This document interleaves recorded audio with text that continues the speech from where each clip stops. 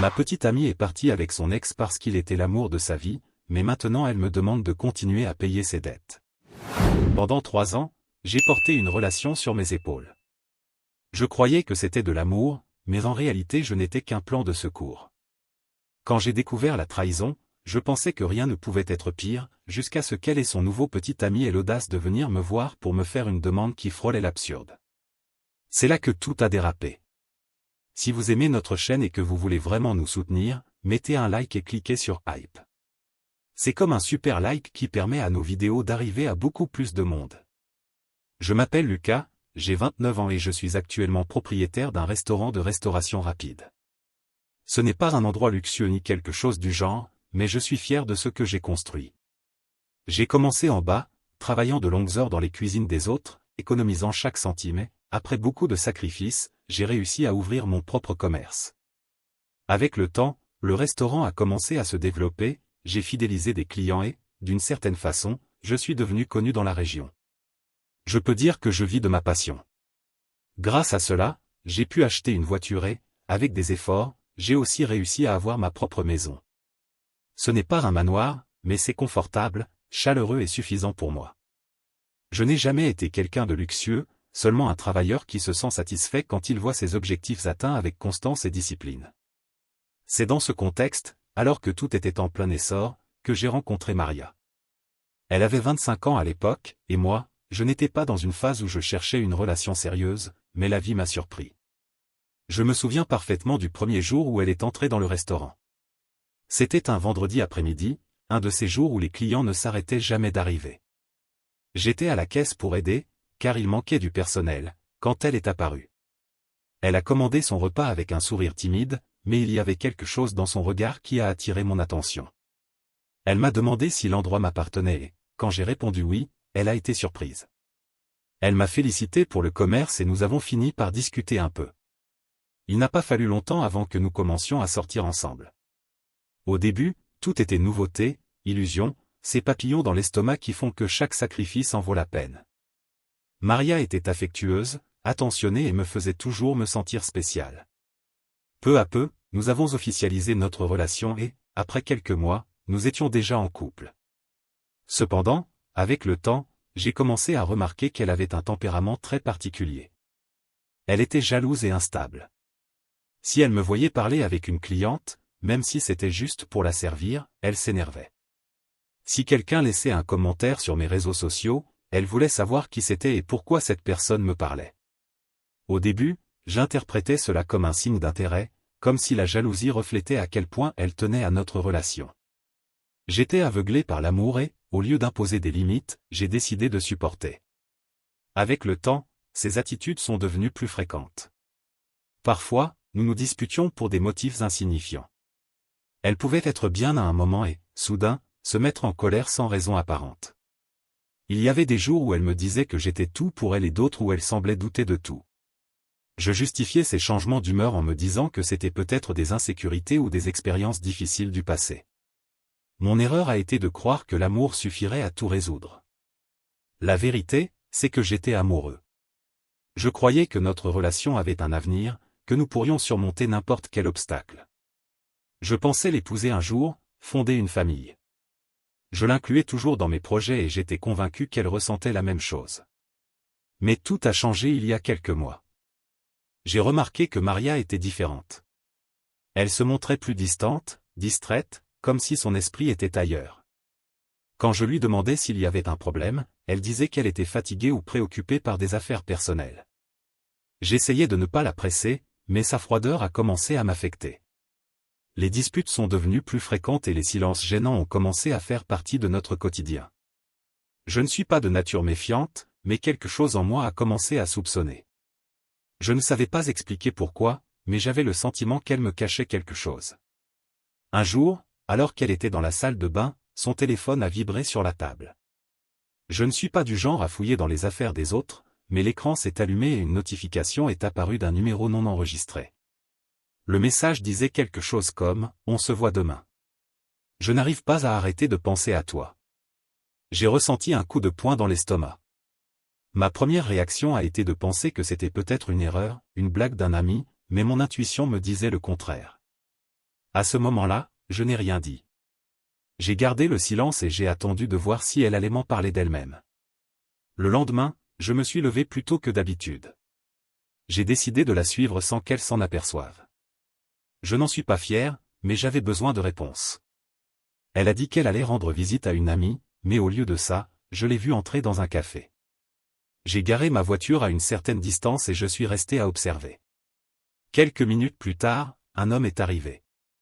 Je ne l'ai pas reconnu immédiatement, mais je m'en suis vite souvenu, c'était son ex. Ils se sont salués avec une intimité exagérée, se sont embrassés et ont commencé à discuter comme s'ils étaient un couple. À cet instant, j'ai senti que tout mon monde s'effondrait. J'espérais encore me tromper, mais la scène sous mes yeux confirmait ce que je craignais le plus, Maria me trompait. Je ne me suis pas approché. Je n'ai pas fait de scandale. Je suis juste resté là, observant en silence, envahi par un mélange de colère, de tristesse et de déception. Après quelques minutes, je suis parti, car je n'avais pas la force de rester ni de l'affronter à ce moment-là. Ce soir-là, quand elle est rentrée à la maison, j'ai décidé de lui parler. Je me suis assis en face de Maria et je lui ai dit directement que je savais ce qui se passait. Au début, elle a essayé de nier, mais quand elle a vu que j'étais sûr de moi, elle a baissé les yeux. Ce qu'elle m'a dit ensuite m'a encore plus anéanti. Les larmes aux yeux, elle a avoué que oui, qu'elle voyait bien son ex. Et pas seulement ça, elle a dit qu'il était le véritable amour de sa vie, que, même si elle avait de l'affection pour moi, elle n'avait jamais cessé de l'aimer. Entendre ces mots, c'était comme recevoir un coup de poignard en plein cœur. Jusqu'à ce jour, je croyais que notre relation avait un avenir, que nous pourrions surmonter les problèmes. Mais soudain, je me suis retrouvé face à une réalité que je ne pouvais pas changer, je n'avais été qu'un substitut, une sorte de refuge temporaire alors qu'elle restait émotionnellement attachée à un autre. Je n'ai pas su quoi répondre à ce moment-là. Je l'ai simplement fixée en silence, en essayant de retenir mes larmes. Elle me demandait de la comprendre, disait qu'elle ne l'avait pas planifié, qu'elle avait simplement retrouvé des sentiments qu'elle n'avait jamais vraiment laissés derrière elle. J'étais dévasté. Tout ce que nous avions construit en 3 ans s'effondrait de la façon la plus cruelle possible. C'est alors que j'ai compris quelque chose de douloureux, mais nécessaire, l'amour ne suffit pas quand il n'y a ni sincérité ni respect. Mais ce qui est venu après était encore pire. Pour donner un peu de contexte, dans notre relation, j'ai toujours été celui qui assumait les plus grandes dépenses. Je n'ai jamais regretté d'être généreux, parce que c'était ma façon d'exprimer mon affection. Mais, avec le temps, j'ai remarqué que Maria s'était habituée à dépendre de moi pour absolument tout. Je payais les factures, les petits voyages que nous faisions de temps en temps et même des dettes qu'elle avait avant que nous soyons ensemble. L'une de ces dettes concernait le financement de la voiture qu'elle conduisait. Quand nous avons commencé à sortir ensemble, elle m'avait raconté qu'elle avait acheté le véhicule à crédit, mais qu'elle avait du mal à payer. À cette époque, mon restaurant marchait déjà bien, et j'ai pensé, pas de problème, je peux l'aider. J'ai commencé à assumer les mensualités. Dans ma tête, ce n'était qu'un geste de soutien, un acte d'amour. Je n'aurais jamais imaginé que, plus tard, cela se retournerait contre moi. Quelques semaines après la rupture, j'étais au restaurant en train de vérifier les comptes quand mon téléphone a sonné. J'ai vu que c'était elle. J'ai hésité à décrocher, mais j'ai pensé que c'était peut-être pour régler une affaire en suspens ou récupérer ses affaires. J'ai décroché avec une voix sèche, sans envie de prolonger la conversation. « Salut, Lucas, dit-elle, comme si de rien n'était. « Qu'est-ce que tu veux, Maria ?» ai-je répondu. « Je t'appelle juste pour te prévenir qu'on m'a dit que tu n'avais pas encore payé la mensualité de la voiture. Tu dois le faire vite, sinon les intérêts vont s'accumuler. » Je suis resté silencieux quelques secondes, incrédule. « C'est une blague, hein ?» ai-je dit, en ricanant nerveusement. « Non, je parle sérieusement. Tu sais bien que c'est toujours toi qui as payé cette facture. » C'est là que mon sang a bouilli. « Écoute-moi bien, Maria. Toi et moi, ce n'est plus rien. Tu t'es menti à toi-même et tu m'as trompé. Tu as eu l'audace de me dire que ton ex était l'amour de ta vie. Je n'ai absolument aucune obligation de continuer à payer tes dettes. Cette voiture est à toi, pas à moi. Débrouille-toi toute seule. » Un silence gênant a suivi, puis j'ai raccroché. Je pensais que ce serait la fin, mais je me trompais. Dans les jours suivants, elle a commencé à m'harceler avec des appels et des messages. Elle disait que je devais agir en homme, et que je ne pouvais pas me défiler d'un engagement que j'avais déjà pris. Je la bloquais, mais elle trouvait toujours un moyen de me contacter par d'autres numéros. J'ai ignoré autant que j'ai pu, jusqu'à ce que la situation devienne encore plus absurde. Son ex, le même type avec qui elle m'avait trompé, a commencé à m'appeler aussi. La première fois que j'ai vu le numéro inconnu, je n'ai pas décroché. Mais il a tellement insisté que, finalement, j'ai répondu pour en finir. « Allô ?» ai-je dit. « Lucas ?» demanda une voix avec un ton moqueur. « Oui. »« Qui est-ce » ? ?»« C'est Daniel, le petit ami de Maria. » Je n'en croyais pas mes oreilles. Ce parasite, qui vivait encore chez ses parents et n'avait jamais rien fait pour elle, avait maintenant l'audace de m'appeler. « Et qu'est-ce que tu veux, bon sang ?» ai-je répliqué. « Écoute, je ne veux pas d'embrouille. Je veux juste que tu comprennes que ce qui est juste, c'est de continuer à aider Maria. Elle t'a donné 3 ans de sa vie, 3 ans de jeunesse qu'elle ne récupérera pas. Le minimum que tu puisses faire, c'est de la compenser. » Je suis resté glacé. « Pardon ?» ai-je répondu, incrédule. « Oui, tu as bien entendu.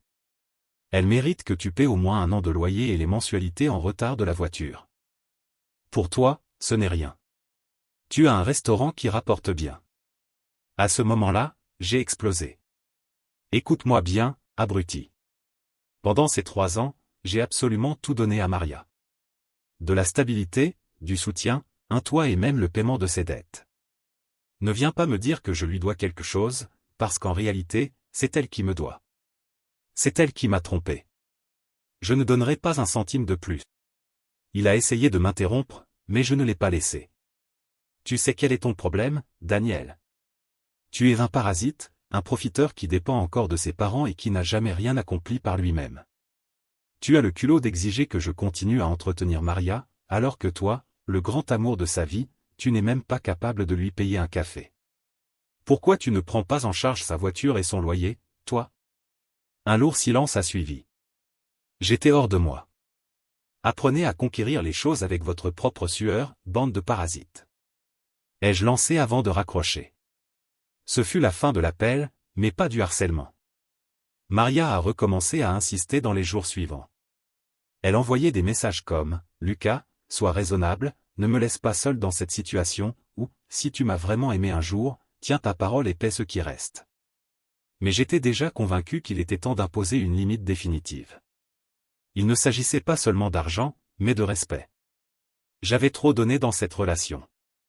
J'avais offert des opportunités qu'elle n'aurait jamais eues seule et, au lieu de les apprécier, elle m'avait trompé avec quelqu'un qui, clairement, n'était à son niveau en rien.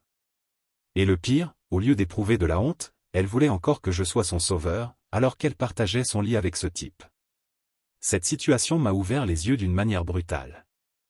J'ai compris que, parfois, les gens ne profitent pas seulement de ton amour, mais aussi de ta générosité. Et quand tu ne poses pas de limites, tu finis par te transformer en une sorte de distributeur automatique émotionnel et financier. À chaque message reçu, à chaque tentative de manipulation, ma détermination ne faisait que se renforcer. Je n'allais plus rien payer. La voiture, c'était son problème, le loyer, c'était son problème, et sa nouvelle vie avec l'amour de sa vie, aussi. Je ne suis pas parfait, mais je sais que tout ce que j'ai conquis dans ma vie, je l'ai obtenu par mes efforts. Personne ne m'a jamais rien donné gratuitement, encore moins payé mes dettes. Si elle voulait rester avec son ex, parfait, mais qu'elle assume aussi ses propres responsabilités. C'est ainsi que j'ai décidé de couper tout contact. Je l'ai bloqué sur tous les réseaux, y compris les numéros inconnus. J'ai aussi demandé à mes employés du restaurant de ne pas la laisser entrer si elle venait un jour. Pas parce que je voulais l'humilier, mais parce que j'avais besoin de protéger ma paix intérieure et l'entreprise que j'avais construite avec tant de sacrifices. Les premiers jours ont été difficiles, je ne vais pas mentir. J'étais en colère, triste et, en même temps, vidé. J'avais investi des années de ma vie dans quelqu'un qui, au final, ne m'avait servi qu'à me profiter. Mais avec le temps, j'ai commencé à voir les choses plus clairement et, même si ça fait encore mal, je sais que j'ai pris la bonne décision, ne plus jamais mettre un seul centime dans la vie de quelqu'un qui m'a trahi et qui n'a même pas eu la décence de partir avec dignité. Mise à jour. Après tout ce qui s'était passé, je pensais avoir enfin tourné la page. J'avais bloqué Maria partout, mis une limite claire et décidé de me concentrer sur ma vie. Je croyais que cela suffirait, mais je me trompais. Quelques semaines tranquilles sont passées, jusqu'au jour où mon téléphone a sonné avec un numéro inconnu. J'ai hésité à répondre, mais, par habitude, j'ai décroché. À ma grande surprise, c'était Maria. « Lucas, s'il te plaît, ne raccroche pas, dit-elle en sanglotant. Dès le départ, j'étais déjà lassé. « Qu'est-ce que tu veux encore ?» ai-je répondu froidement. « Aide-moi au moins pour la voiture. Je ne veux pas que la dette augmente. Si on ne paie pas ce mois-ci, ils vont me mettre des intérêts et je ne peux pas assumer. J'ai juste besoin que tu me donnes un peu d'argent. » Je suis resté silencieux quelques secondes. J'étais sidéré par son culot de me demander encore de l'argent après tout ce qui s'était passé. « Maria, je t'ai déjà dit, cette voiture est à toi, pas à moi. C'est ta responsabilité. Je ne paierai rien. » Elle a éclaté en pleurs. « Lucas, comprends-moi, j'ai promis à Daniel que tu couvrirais tout. Je lui ai dit de ne pas s'inquiéter, parce que tu as toujours été là. Je lui ai assuré qu'il ne nous manquerait rien parce que tu as de l'argent, parce que tu es riche. » En entendant ça, j'ai bouilli de colère. « Riche ?» ai-je répondu, presque en riant avec sarcasme. « Tu crois que juste parce que j'ai un restaurant, je suis millionnaire? Tu sais combien d'heures je travaille par jour pour que ça fonctionne? Je ne suis pas riche, Maria. Ce que j'ai, je l'ai gagné à la sueur de mon front, pas avec des promesses en l'air. Si tu veux vraiment sortir des dettes, trouve-toi un travail. » À ce moment-là, j'ai entendu un bruit étrange et, soudain, une autre voix a pris le téléphone. « Écoute-moi bien, enfoiré, » c'était Daniel, sur un ton menaçant. « Si tu ne veux pas qu'il arrive quelque chose à ton boui-boui de hamburger, tu ferais mieux de coopérer. » Un frisson m'a traversé le dos, mais je me suis vite emporté. « Tu es en train de me menacer, espèce de parasite? Écoute-moi bien, si tu touches à mon restaurant, tu vas directement en prison. Je n'ai peur ni de toi ni de personne. Tu veux de l'argent? Trouve-toi un boulot comme tout le monde, parce que de moi tu n'auras pas un centime. » Et j'ai raccroché au nez. Quelques minutes plus tard, mon téléphone a encore sonné, mais je n'ai pas répondu. Ensuite, j'ai reçu un audio de Maria. « S'il te plaît, Lucas, disait-elle en pleurant, aide-moi. Je n'arrive pas à gérer ça toute seule. C'est trop d'argent, et si tu ne me donnes rien, Daniel va me quitter et je me retrouverai sans personne pour m'aider. » Je n'ai pas pu m'empêcher de rire avec ironie. Elle admettait, sans s'en rendre compte, que sa plus grande peur était d'être abandonnée par ce type, et que tout son plan n'était rien d'autre que de vivre au crochet de quelqu'un, que ce soit moi ou lui. J'ai décidé de répondre sur le même ton. J'ai ouvert ma galerie, cherché une vieille vidéo que j'avais gardée, le fameux mème de Monsieur Crabbe jouant le plus petit violon du monde, et je la lui ai envoyée avec ce message. « Voilà l'hymne officiel de ta situation. Bonne chance avec ton grand amour et tes dettes. » Après l'avoir envoyé, je me suis senti soulagé, comme si j'avais enfin trouvé la fermeture dont j'avais besoin. Mais au fond, je savais que je ne pouvais pas m'arrêter à l'ironie. Daniel avait lancé une menace directe contre mon restaurant, et ça, ce n'était plus une blague. Le lendemain, je suis allé voir mon avocat. Je lui ai tout raconté, les appels, les audios, la menace explicite. Je lui ai montré les registres des appels, les captures d'écran et l'audio de Maria en larmes. Mon avocat a été clair, ce qu'il faisait relevait de l'extorsion, et je pouvais les dénoncer. De plus, les menaces contre mon commerce étaient très sérieuses. Je n'ai pas hésité une seconde. J'ai déposé une plainte officielle et demandé des mesures de protection.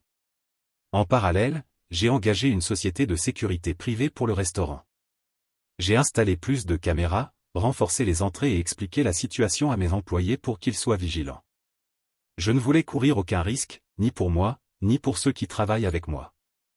Le plus ironique, c'est que pendant que je faisais tout pour protéger ce que j'avais construit avec tant d'efforts, eux pensaient probablement encore à comment m'extorquer. J'en suis sûr, parce que quelques jours plus tard, j'ai reçu un message d'un autre numéro inconnu. C'était une tentative absurde de chantage, clairement écrite par Daniel. « Il est encore temps de faire ce qu'il faut et d'aider Maria. Si tu ne le fais pas, assume les conséquences. » C'était la preuve finale que j'ai remise à mon avocat. À chaque tentative de manipulation, ils s'enfonçaient eux-mêmes davantage. Sur le plan personnel, je ne vais pas mentir, tout ça m'a affecté. Ce n'est pas facile d'accepter que la personne en qui tu avais confiance ait été capable non seulement de te tromper, mais aussi d'essayer de profiter de toi-même après la fin de la relation. Ce qui m'a le plus marqué, ce n'était pas la trahison en soi, même si ça fait mal, mais cette mentalité de dépendance et d'abus.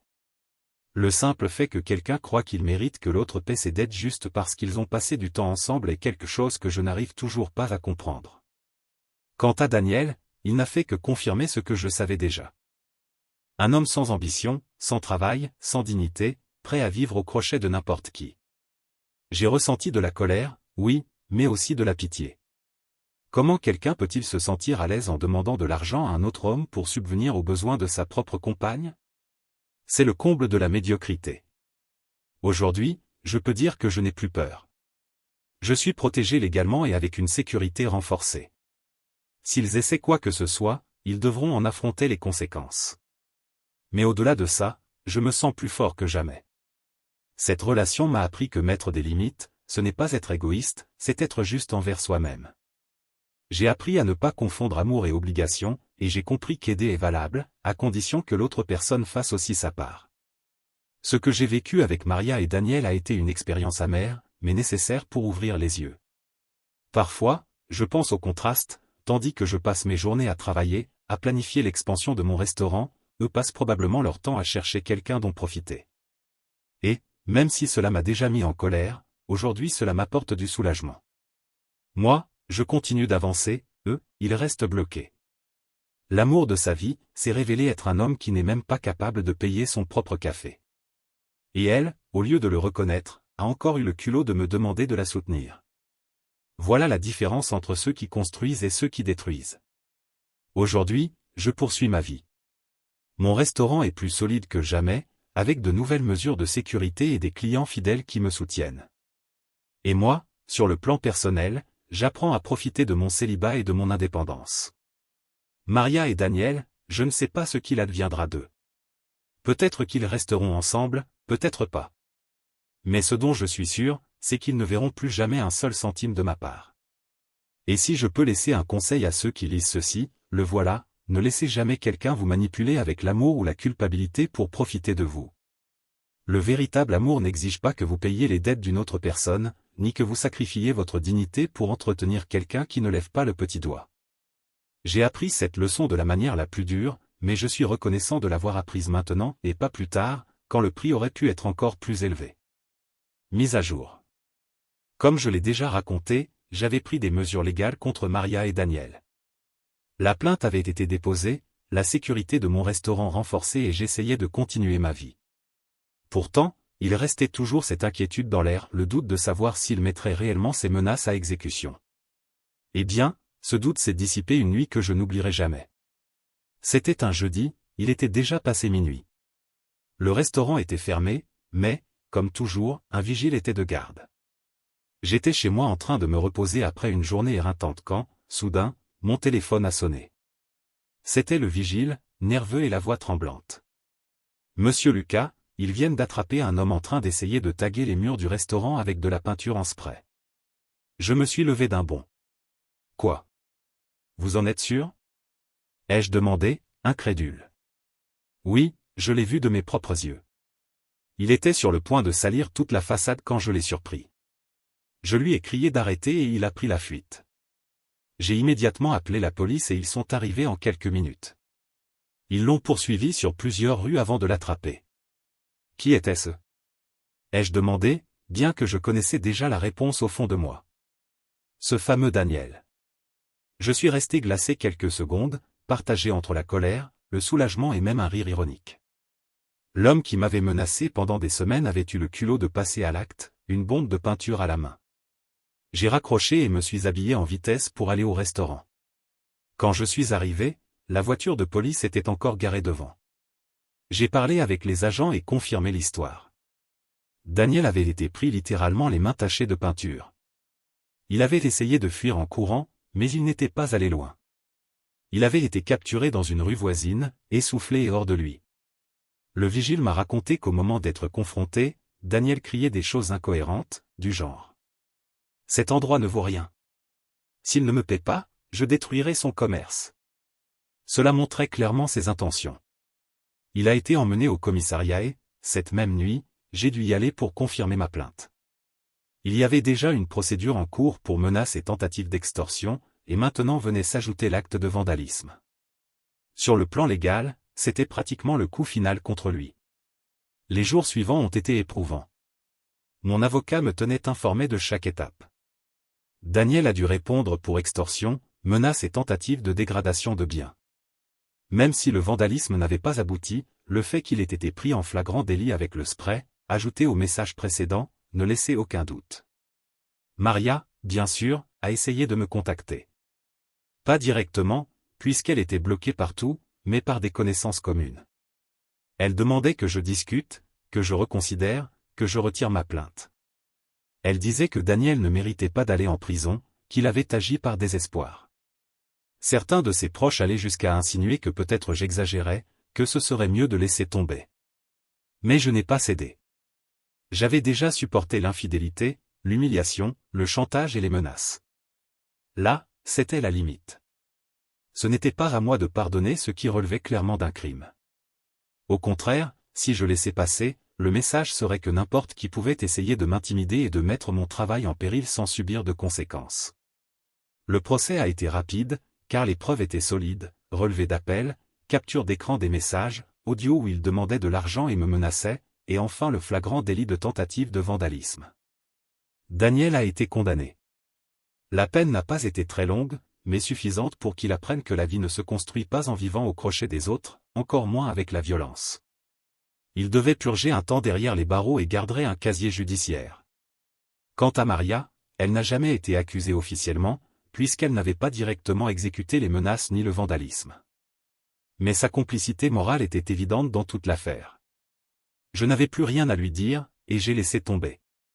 Ce qui m'a marqué, c'est son dernier effort pour jouer sur mes sentiments. Un soir, j'ai reçu d'un numéro inconnu un long message. C'était Maria. Elle écrivait des choses comme « Tu ne comprends pas ce que ça signifie pour une femme de se retrouver seule ? Je voulais seulement que quelqu'un me soutienne. Et si Daniel finit en prison, je m'effondrerai avec lui. » Elle terminait par une supplication pour que je reconsidère tout. Je l'ai lu une seule fois puis je l'ai supprimé. Je n'ai pas répondu. Cette personne ne faisait déjà plus partie de ma vie. Et voilà comment tout s'est terminé. Aujourd'hui, en regardant en arrière, je ressens un immense soulagement.